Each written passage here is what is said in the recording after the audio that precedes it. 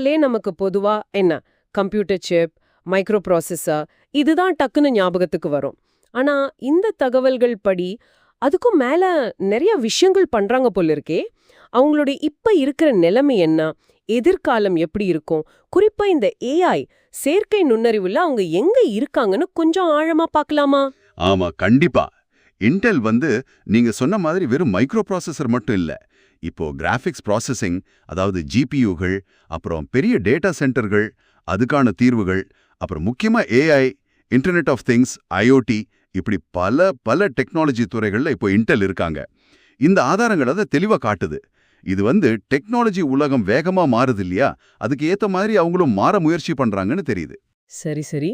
ஆனா இந்த துறைகள்லாம் இன்டெல் மட்டும் இல்லையே, பயங்கர போட்டி இருக்கும்ல. இந்த தகவல்கள் கூட ஏஎம்டி பத்தி, ஆப்பிள் பத்தி எல்லாம் சொல்லுது.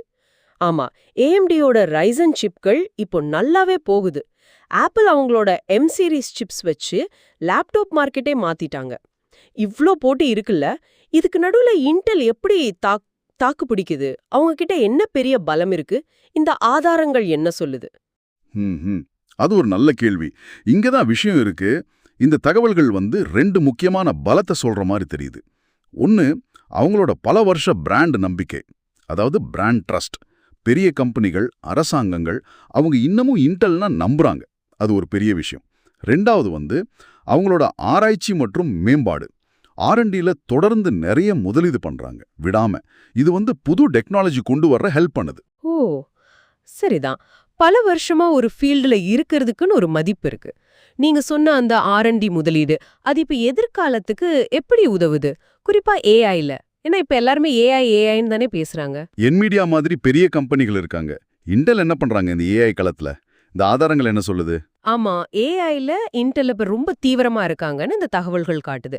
அவங்க சாஃப்ட்வேர் பக்கம் மட்டும் இல்லாம ஹார்ட்வேர்லயும் கவனம் செலுத்துறாங்க. கார்டின்னு சொல்லி பிரத்யேகமா ஏஐ ஆக்சிலரேட்டர் சிப்ஸ் கொண்டு வராங்க. இது நேரா என்விடியாக்கு போட்டியா இருக்க முயற்சி பண்றாங்க.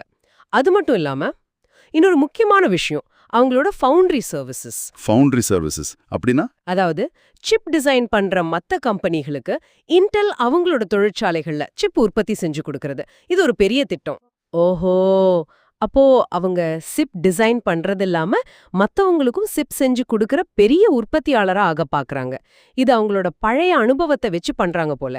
ஆமா, கிட்டத்தட்ட அப்படிதான். இது அவங்களுக்கு ஒரு புது வருமான வழியாவும் டெக்னாலஜில முன்னாடி நிக்கிறதுக்கும் உதவுன்னு நினைக்கிறாங்க. அப்போ மொத்தத்துல பார்த்தா இன்டெல் அப்படிங்கிறது இனிமே வெறும் மைக்ரோ ப்ராசஸர் கம்பெனின்னு சொல்ல முடியாது. நிச்சயமா முடியாது. கிராஃபிக்ஸ், டேட்டா சென்டர், ஐஓடி, அப்புறம் இப்போ ரொம்ப முக்கியமா ஏஐ, இந்த ஃபவுண்டரி சர்வீசஸ், இப்படி பல விஷயங்கள் பண்ற ஒரு பெரிய டெக்னாலஜி நிறுவனமா இருக்காங்க. போட்டி ரொம்ப கடுமையா இருக்கு.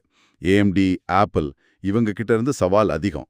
ஆனா அவங்களோட அந்த பிராண்ட் பலம், R&D, இந்த ஃபவுண்டரி முயற்சி, ஏஐ சிப்ஸ்னு எதிர்காலத்துக்கு தயாராகிட்டு இருக்காங்க. ஆமா, ஆனா இங்கதான் ஒரு முக்கியமான கேள்வி வருது இல்லையா? இந்த தகவல்கள் காட்டுற மாதிரி இன்டெல் அவங்களோட இந்த பாரம்பரிய பலம், ஆராய்ச்சி திறன் இதையெல்லாம் வச்சு ஏஐ மாதிரி புதுசா வேகமா வளர்ற துறைகள்ல என்விடியா, ஏஎம்டி இல்லனா குவால்காம் மாதிரி கம்பெனிகளை எல்லாம் தாண்டி ஜெயிக்க முடியுமா? இல்ல இந்த புது போட்டியாளர்கள் சந்தையை மொத்தமா மாத்திடுவாங்களா? இதுதான் இப்ப இருக்கிற பெரிய கேள்வி. கரெக்ட். இதுதான் இப்போதைக்கு $1 மில்லியன் கேள்வி. ஒரு பெரிய, கொஞ்சம் மெதுவான யானை, வேகமான சின்ன சிறுத்தைகளோட போட்டி போடுற மாதிரி ஒரு நிலைமை. யார் ஜெயிப்பாங்கன்னு இப்போதைக்கு சொல்ல முடியாது. பொறுத்திருந்து தான் பார்க்கணும். ஆனா ஒண்ணு மட்டும் இந்த ஆதாரங்கள் மூலமா தெரியுது. இன்டெல் சும்மா உட்கார்ந்திருக்க மாட்டாங்க. அவங்களும் வேகமா ஓட முயற்சி பண்றாங்க. இது நீங்க தொடர்ந்து கவனிக்க வேண்டிய ஒரு முக்கியமான டெக்னாலஜி போட்டி. நிச்சயமா. இந்த தகவல்களை எங்களோட பகிர்ந்துகிட்டதுக்கு ரொம்ப நன்றி. இன்னைக்கு நாம பேசினது இன்டெல் பத்தின ஒரு நல்ல ஆழமான பார்வையை உங்களுக்கு கொடுத்துருக்கோன்னு நம்புறோம்.